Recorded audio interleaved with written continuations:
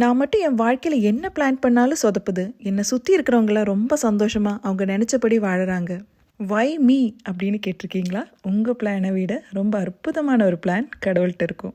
இந்த கதையை கேட்டு பாருங்க, உங்களுக்கே புரியும். அப்படியே அந்த லைக் பட்டனையும் கொஞ்சம் மெதுவாக தட்டிடுங்க.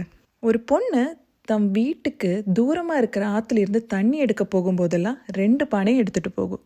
அதில் ஒரு பானை ஓட்டப்பானை. அந்த பொண்ணு தண்ணி எடுத்து வீட்டுக்கு வர்றதுக்குள்ளார பாதி தண்ணி போயிடும். பார்க்குற எல்லாத்துக்கும் அதிசயம், என்ன இந்த பொண்ணு ஓட்டப்பானையில் போய் தண்ணி எடுத்துகிட்டு போகுது, சரியான லூசு போல இருக்குது அப்படின்னு நினைப்பாங்க. அந்த பொண்ணு எதையுமே கண்டுக்காம தான் பண்ணுறதை பண்ணிகிட்டே இருக்கும். அப்படி ஒரு நாள் வழக்கம் போல் தண்ணி எடுத்துகிட்டு வந்து தன் வீட்டில் வச்ச போது அந்த ஓட்டப்பானை அந்த பொண்ணுக்கிட்ட கேட்கும், நான் ஒரு ஓட்டப்பானை, எதுக்குமே லாய்க்கு இல்லாதவன், ஒரு மூலையில் என்னை நிம்மதியாக இருக்க விடாமல் டெய்லி என்னை வெளியில் எடுத்துகிட்டு போய் இது ஒரு ஓட்டப்பானைன்னு ஊரில் இருக்கிறவங்கெல்லாம் என்னை அசிங்கப்படுத்தவும், ஏன் அந்த நல்ல பானைக்கிட்ட என்னை கம்பேர் பண்ணவும் விடுறீங்கன்னு.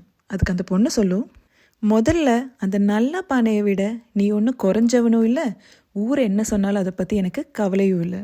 நல்ல பானைன்னு நீ சொன்ன பானை எனக்கு தண்ணி மட்டும்தான் தருது. நீ என் வீட்டுக்கு பாதி தண்ணியும் தர்ற, நம்ம வர்ற வழியில் இருக்கிற எல்லா செடி கொடிகளுக்கும் நீ தண்ணி கொடுக்குற, அதனால அதெல்லாம் ரொம்ப செழிப்பாக வளருது. அதுக்கிட்ட கேட்டால் அது உன்னைத்தான் ரொம்ப பர்ஃபெக்ட்னு சொல்லும். அதனால் நீ யார் கண்ணுக்கு எப்படி தெரியற அப்படிங்கிறது தான் மேட்டர்.